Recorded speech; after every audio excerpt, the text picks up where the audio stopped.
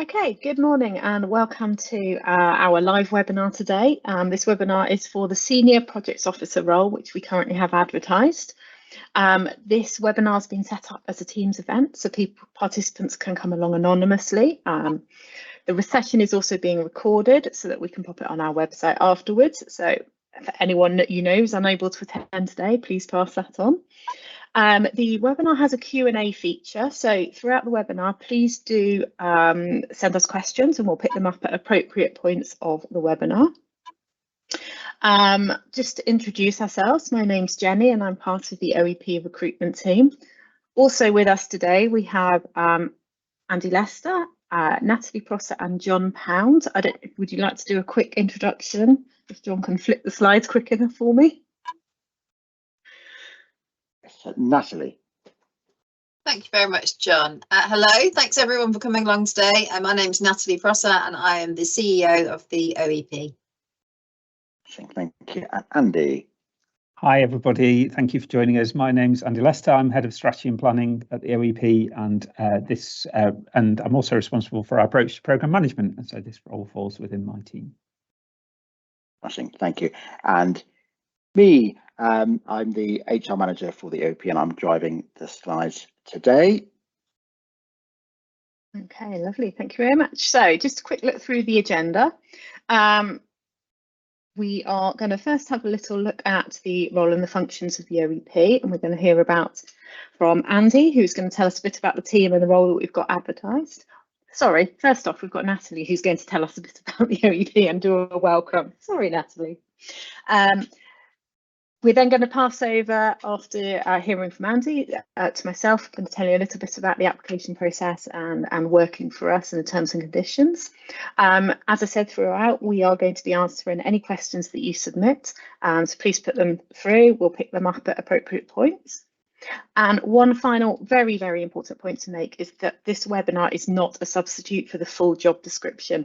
Please do read the full job description before making an application. Okay, without further ado, I'll hand over to Natalie. Thank you very much, Jenny. And as I said before, I'm so pleased that you've all come along to hear about this very exciting role with us at the OEP. I'm going to tell you a little bit about us and what we do. The OEP is still a relatively really new organisation. We're just over 2 years old, set up in 2021. And because we're so new, it makes the OEP a particularly exciting, fast-moving and innovative place to work. We're still, even 2 years in, doing some of our work for the very first time, and we are operating in a space that's really, really novel. So when we're looking for people, we want people who are excited by that. We want people who enjoy the opportunity of shaping how things work, in improving how we do things and having that independence of thought.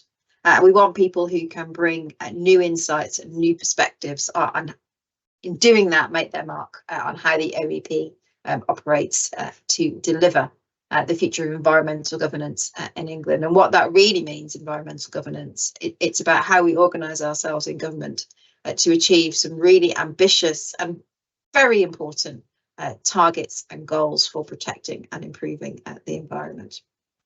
Now, for the OEP to be able to do what is a very broad-ranging job, we need a whole range of different skills and experience, and we are really looking for a diversity of that experience, and it's what we need. We have to work together in a really collegiate way across many, many different disciplines.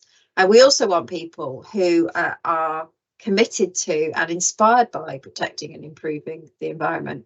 It doesn't matter what role you're in at the OEP, it doesn't matter what team you're in, every single person needs to play their part. And at the OEP, because we're a relatively small organisation and because we have a very important mission, every single individual at the OEP has the opportunity to make that real and tangible difference. If we could move on to the next slide, please, Jenny. Now here you will see some reflections from our chair, Dame Glynis Stacey, about what we're really looking for in our staff. Now, the OEP Projects Office, it's a relatively small office within the organisation, but this role is an absolutely critical enabler for us to be able to do the work that we do. You know, we work at pace, we deal with quite a high degree of complexity. We work at a very politically and strategically high level. And this role holder is someone, I'm sure Andy will talk a little bit more about it. We want someone who is excited by the idea of rolling their sleeves up and really being part of the teams that they are supporting.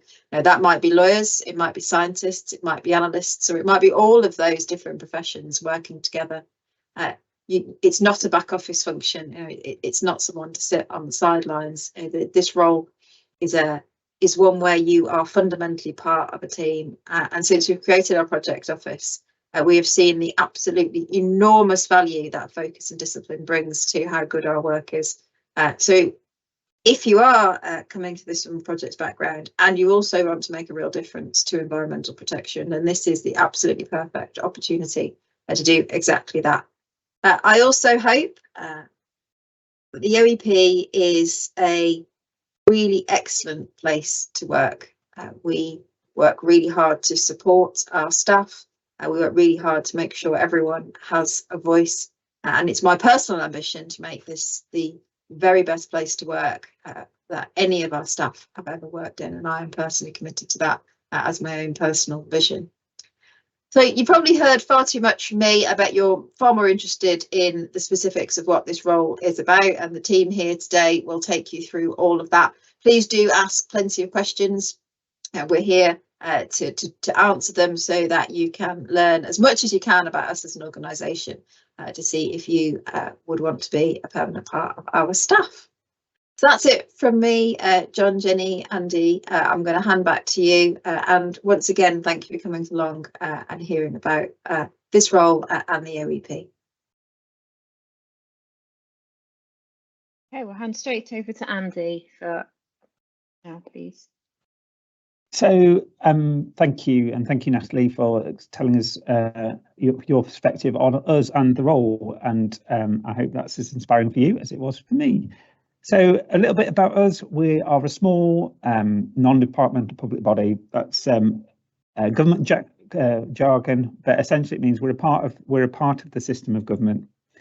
And some of the things that you see on the screen are important. So we're independent to government. We have statutory powers that have been decided in the Act of Parliament, which creates says what we can do. And as Natalie said, we're part of a new system of environmental governance. So the way that the environment is stewarded for the nation, we're part of a new system that was introduced a couple of years ago. But I thought it'd be helpful just to talk a little bit about what we do, and so because this is really important for the kind of projects that you might be working on if you're successful with us. So we part of our role is to produce reports. So each year we produce a report, and we published it actually only just a couple of weeks ago, which sets out essentially how far the environment is improving. To what extent is the environment improving in England? To what extent is government doing and meeting the commitments it has made to improve the environment in England? So that's a big thing for us. We publish it to Parliament in England, and we've done that for a couple of years in a row, and we do the same in Northern Ireland, but they're a little bit further behind in setting out what that plan is so that we can report to the extent to which it's achieved. We also produce reports for Parliament and parliamentarians, so lawmakers, on the extent to which the law is working as it should. So the extent to which the environmental law is being well implemented and delivering the outcomes it should give. So we've done that a few times now. We've produced a report in October, which is our first kind of what we call our first full fat report into environmental law. So the first time a really deep 18-month-long study into a particular area of environmental law. And we've got another number of those on the way. So some of the projects that we're involved in are about producing product. So those are big, long-term research-led projects, evidence-led projects, where we look in depth at an issue, consider what we think it means, produce recommendations, and provide those to Parliament and to government to act on. And in order to do that, as Natalie said, we draw together expertise from across our organisation, from lawyers, from scientists, from practitioners in fields of the environment, to really get underneath the skin of what's happening and how it can be improved. So real, some of our projects that we work on are these kind of evidence-led, cross-functional projects where we're really trying to lay to others, to decision makers who make the decisions for us as a nation in this space, what are the things they should know on which those decisions should be based.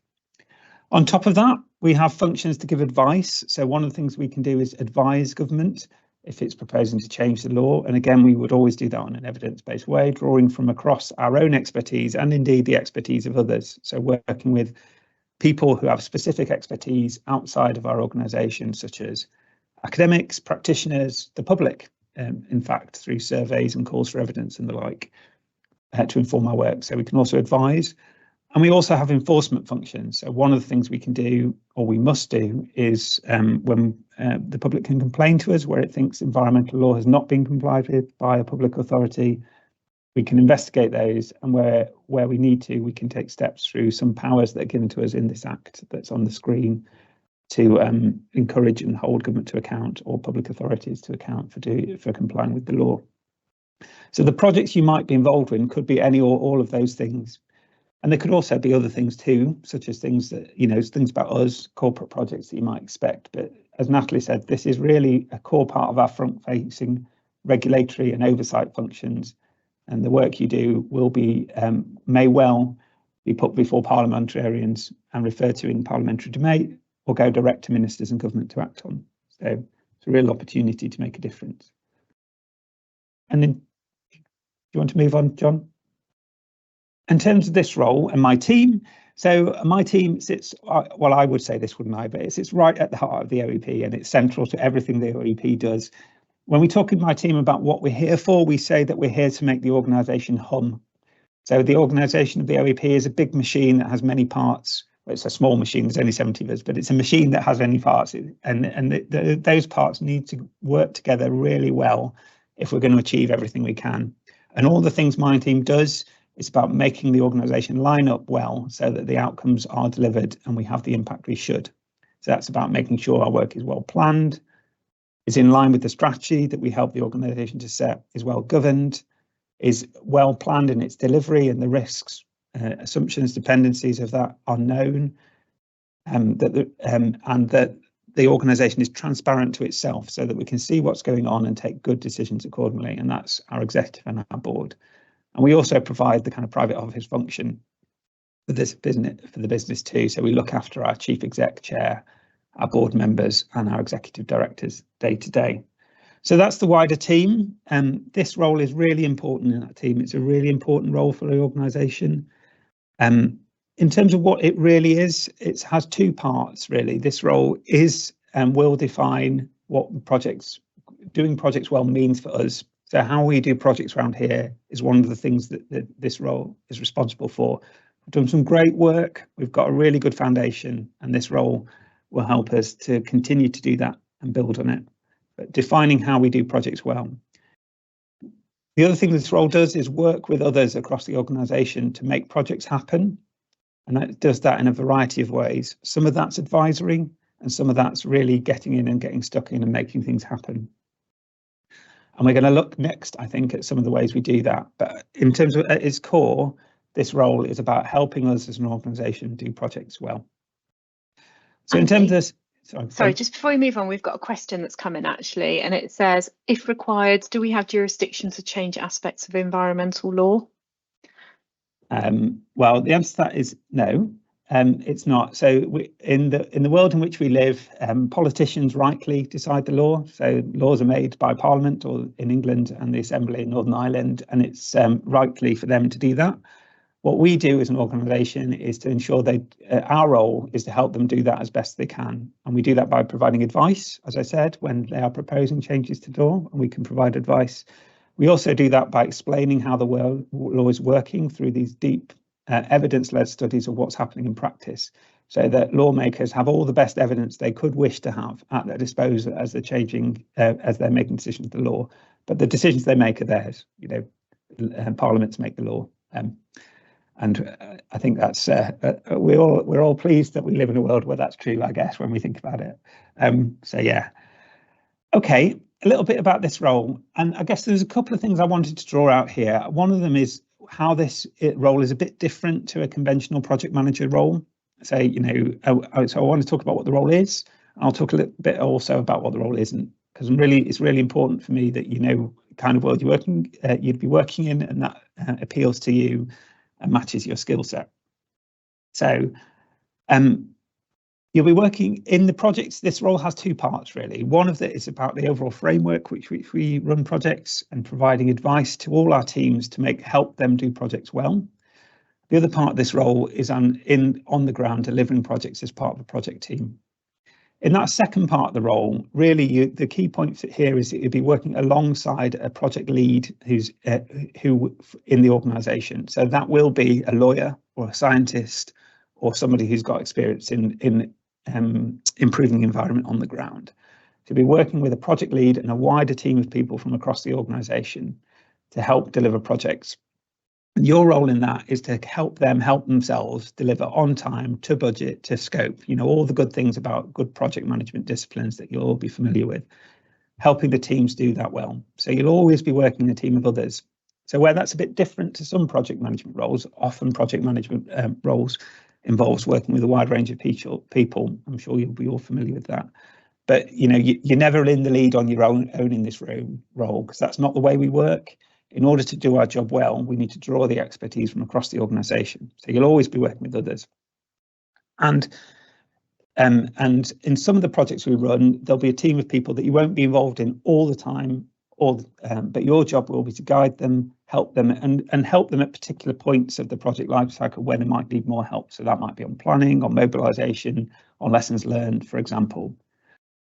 In other projects, our most significant projects, our most complex projects, perhaps we're drawing together advice and evidence from a wide range of places externally and internally to the organisation, or we've got a particularly complex delivery pathway. You'll be on the ground in the team as the person responsible for helping them deliver. So running the project day to day, ensuring it's well planned, ensuring its delivery path is clear, the critical path is known, and there aren't barriers in it, knowing the risks and the dependencies, all the things you'd expect. But it's a key thing for me in this role is it's really important you're comfortable in delivering project outcomes, working with others and through others. It's not the kind of role where you go and sit in a room and deliver a project on your own. So that's one thing I want to make sure is clear. So you'll see on the screen here some of the things that we think are important to that. So we're looking for someone who's got a really good understanding of good project management. There are lots of ways that you could have got that. You know, no one size fits all. But we're wanting someone who got a really good understanding, a practical understanding of the disciplines of project management. And a part of your time, as I said, I think I've said this a few times now, but you're actually on the ground in a project team delivering outcomes. Part of your time, you'll be helping others deliver outcomes in their projects without you being in on the ground. So that's things like making sure we continuously improve the tools we've got at our disposal, providing coaching and training to people to make sure they can do it well, providing good guidance and advice when they need it on things. So on some of our projects, we don't have a project manager on every project, and some of this role is about helping people help themselves too. So if we perhaps go on, in terms of what that looks like in terms of the criteria, so you'll see it is on your screen. As I said, the top bullet is really saying we want somebody who knows project, who knows good project management. And as I said, there are a range of ways that could have been gamed. And we do want someone who's got some experience of delivering projects on the ground, but that doesn't have to be projects of this type. The bottom bullet there is really important to me.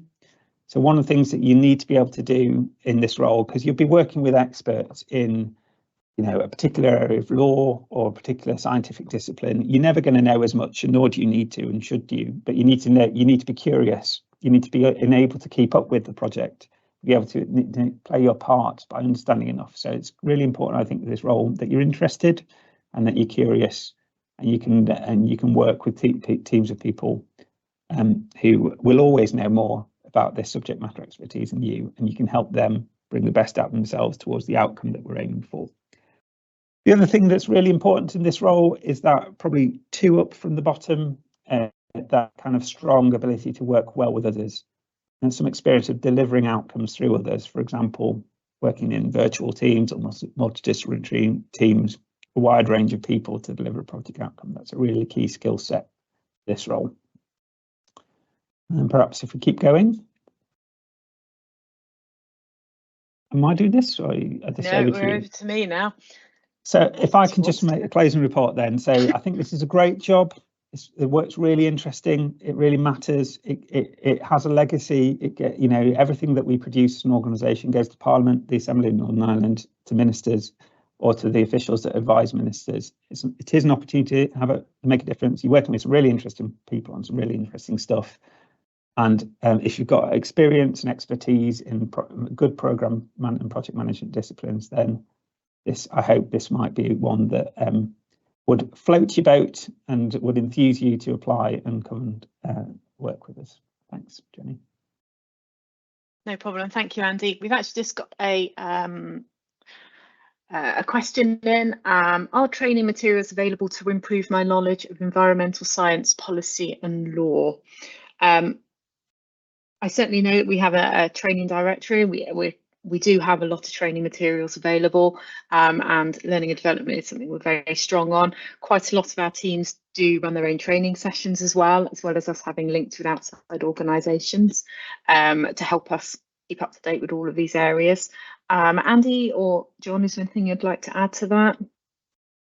Just add that, like all things, osmosis is a great way of learning, isn't it? So if you're embedded in a team with people that really know their stuff, there's probably no better way to learn than doing that. And what I think is really important in this job is that you have an interest and are curious and want to learn and want, we don't expect you to have a master's in, weasels by the end of it, or whatever it is you might want a biodiversity. What we want people to do is to be able to, with the kind of interest and curiosity, to know enough to be able to contribute. But there'll always be those with you that you can learn from too. Thank you, Andy. Okay, just before we carry on, I will just remind everyone, do keep the questions coming through. We will address them as we're carrying on through the webinar.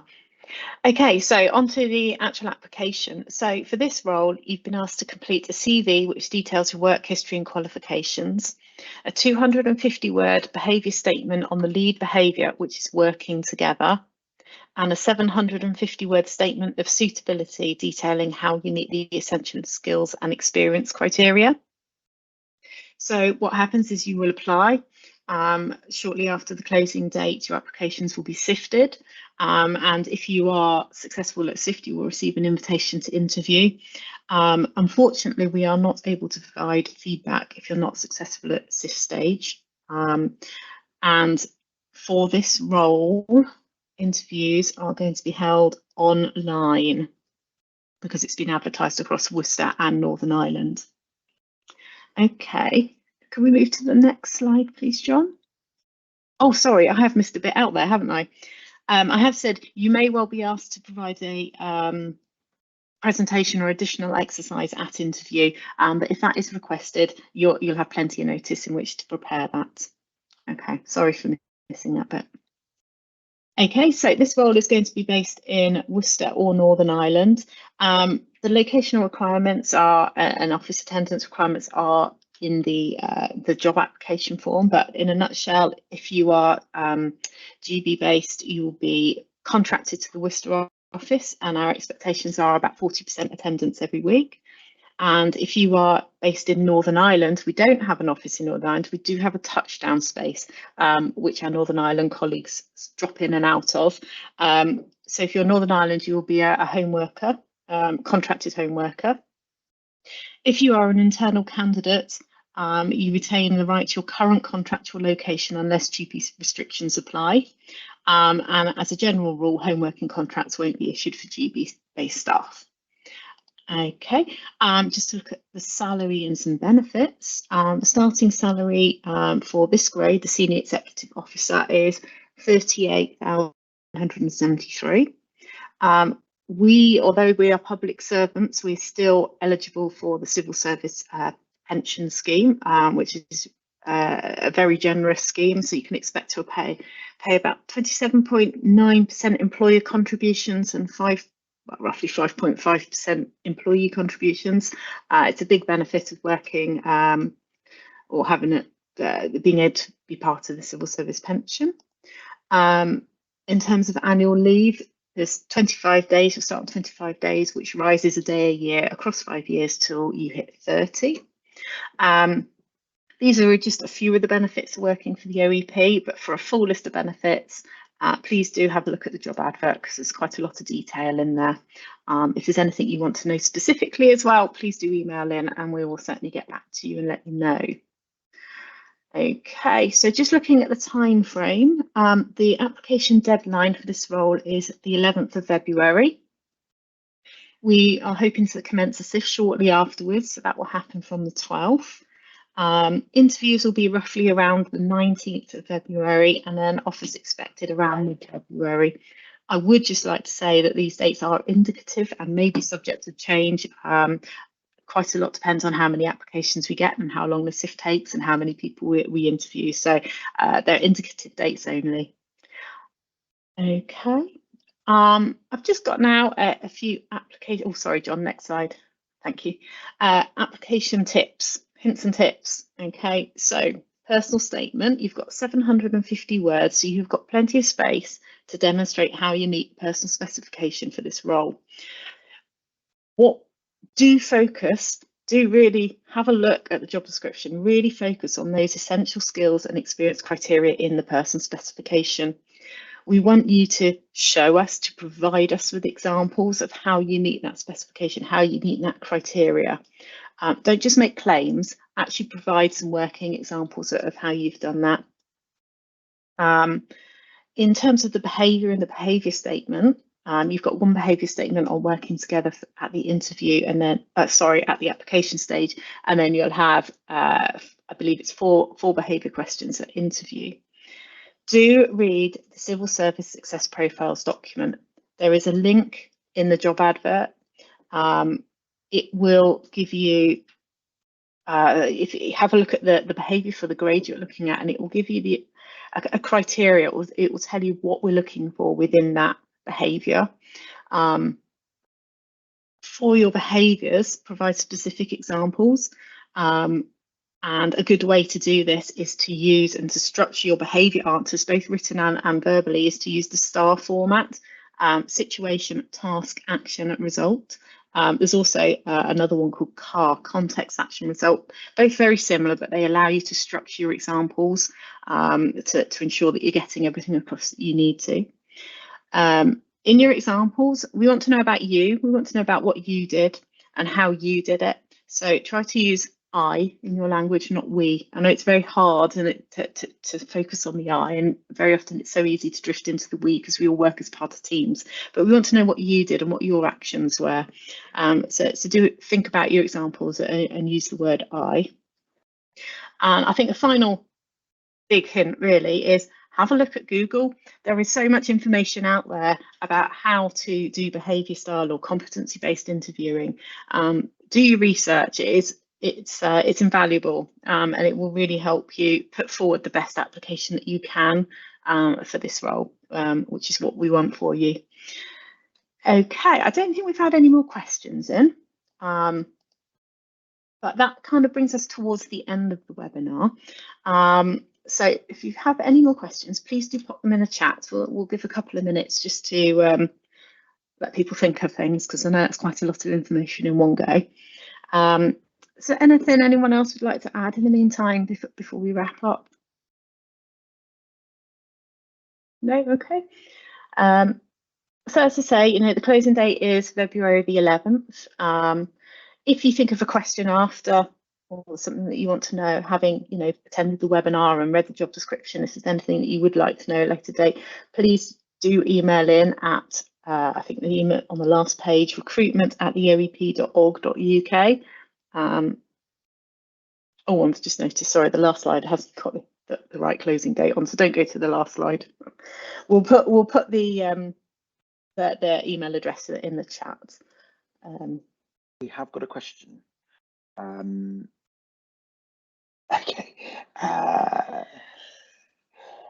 No, yeah, strictly speaking, no. once your application is submitted, really it is submitted. But yeah, I'm sorry about that.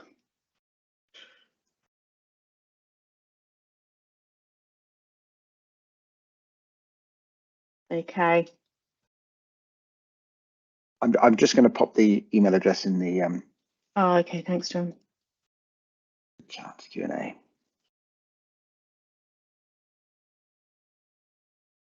Okay. And it should be there for everyone to see. Please do get in touch. I had also announced it earlier, so people should have it. Okay. Okay. Oh, hang on, we've got another one. Are there any OEP documents, ED strategies that you would highlight for us to read in advance of applying? Andy, can I pass that one to you, please? Yeah, so I don't think it's essential. I think if you were interested in knowing more about this, if you searched, Googled our strategy, so we published a strategy document a couple of years ago which sets out how we would approach our job. We also publish a corporate plan each year. So the last one we published was around June last year, which sets out what we're going to do this year and a couple of years ahead. So that's kind of the kind of stuff we're up to. So the strategy sets out how we're going to do it. The plan sets out the stuff that we're intending to do. So you might be interested in those. In terms of other things, just to get a feel, so I mentioned that we published and laid before Parliament our annual progress report a couple of weeks ago. So that might be something to look at. It's a bit of a bulky read, so I'm not saying you should sit down and read it cover to cover, but it's 200 and odd pages of extremely good analysis of the state of the environment in England, but to give you a feel. One of our environmental law reports, we published one in October on environmental assessment regimes. So again, if you Google that or search around our website, you can for that give you a feel for the kind of stuff. We also have a page on our website which talks about our enforcement casework, so the matters we're taking forward through our enforcement functions. So I guess, you know, as you would expect me to say, the website's a great place to start, but if you're looking for a couple of things, maybe I'd say the corporate plan might help. Our annual report and accounts say report back on what we've done in the previous year, but I don't think any of it's essential, you know, but to get a feel for us and the kind of stuff we do and the kind of things that are important to us, those are a few things that you might want to look at. Thank you, Andy. Okay, we haven't had any other questions come through, so I'm just going to reiterate for the last time, the closing date is on the 11th of February at 23:55, so just shy of midnight. If you have any further questions, please do contact us on recruitment@theoep.org.uk. And finally, we'd just like to thank you for taking the time to join us today, and we very much look forward to receiving your application forms. Okay, thank you very much, everybody.